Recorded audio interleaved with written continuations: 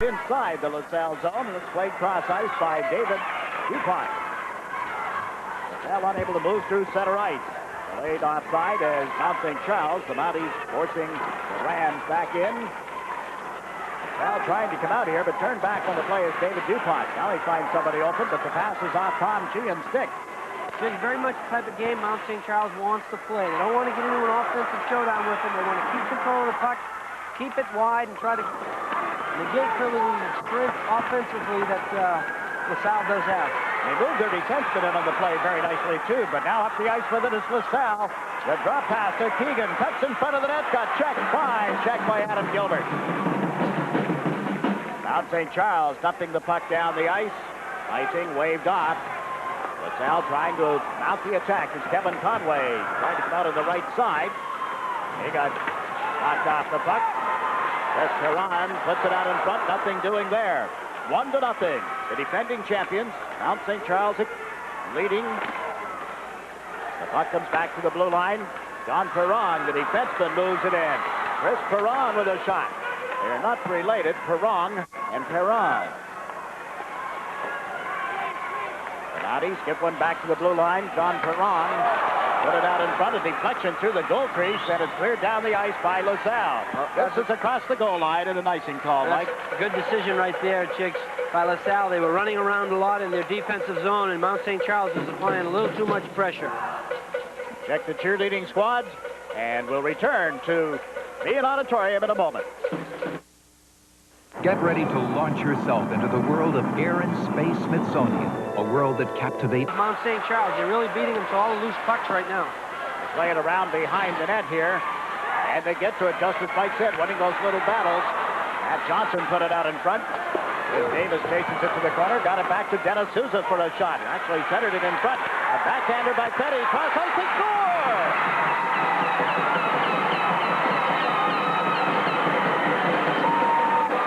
Senior Chris Davis has given Mount St. Charles a 2-0 lead. Again, Jiggs, that's what we're talking about. Mount St. Charles just winning the little battles, getting to the loose pucks. And Chris Davis and Frank Feedy do the right thing. Watch this. Nice little move over to Feedy. Now watch the pass right across the crease to an untouched Chris Davis. Right there, nothing at all that Rob Ronzio could do about it. Another replay, another look at it. There's a nice pass. Fenceman goes down. And look at Davis all alone. Again, nothing Ronzio could do about that. All alone at the side of the net. And again, we talked about at the start of the game, Jig. One thing Mount St. Charles wanted to do was get up early on them and use their defensive strength to their advantage. They have a 2-goal lead right now. LaSalle's going to have to open up a little, but I think LaSalle's going to have to just start working a little harder and getting to those loose pucks. We talked about the speed that Mount St. Charles has. And they, as you pointed out, winning those little battles, they've got LaSalle bottled up constantly, and every time LaSalle moves the puck in, out they come, and the Mounties are over the line again with Chris Murphy moving in. Murphy out with Matt Johnson. Pass through Murphy's skates will go back into the Mount St. Charles zone, and the Mounties will send Dennis Souza in to pick it up. There with a pretty goal by Davis. Saw the graphic, the note on Davis. Goal model, Rick Middleton, the former Boston Bruin great. And John Perron cuts in front with a backhander, broken up at the defense and shot down the ice, right to Jason Pinto. Starting back with it is John Perron, who dumped it in. Quickly, Mount St. Charles in. Unable to control it. And a turnover, and an offside is called. Mount St. Charles has built a 2-0 lead on goals by Petty and Davis, and we've played just about 6 minutes of the first period. In on the left, and the veteran coach, a man who has been at the school 16 years on the right, Bill Delisle. Bill Delisle is his son, David, is one of his assistant coaches. John Robitaille is the other. They know what winning is all about. What a transition this year. The team had a lot of injuries, lost a lot of seniors. They graduated 11 seniors. They're up 3-0 on that goal by Adam Gilbert.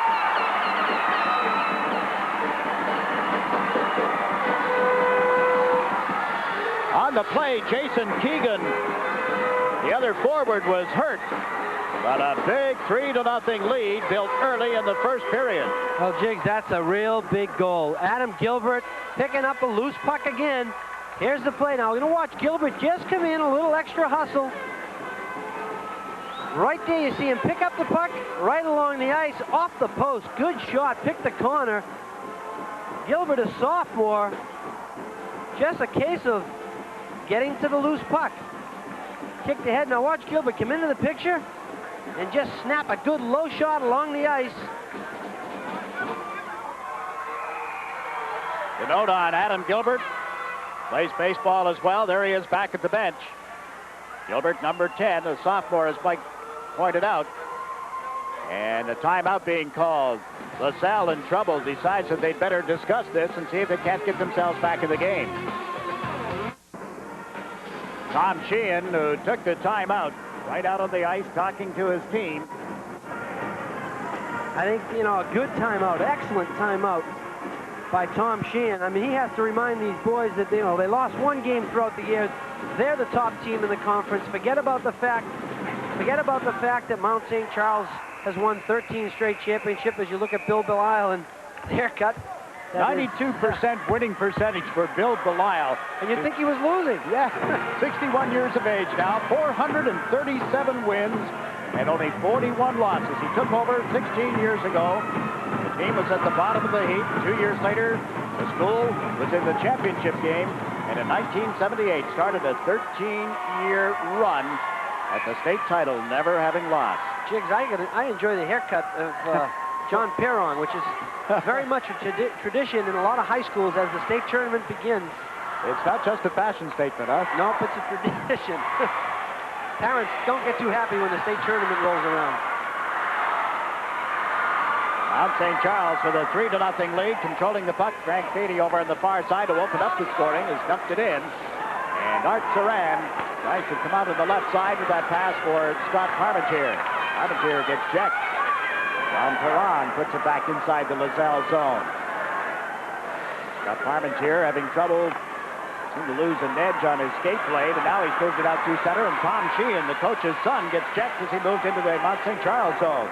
Mounties turn and start back. Matt Johnson turned it over to center ice, however. Controlled now by John Perron. Defenseman had it knocked away. Neat recovery. Nice play around Brad Smith. Back come the Rams of LaSalle. And Brad Smith is taken out on the boards.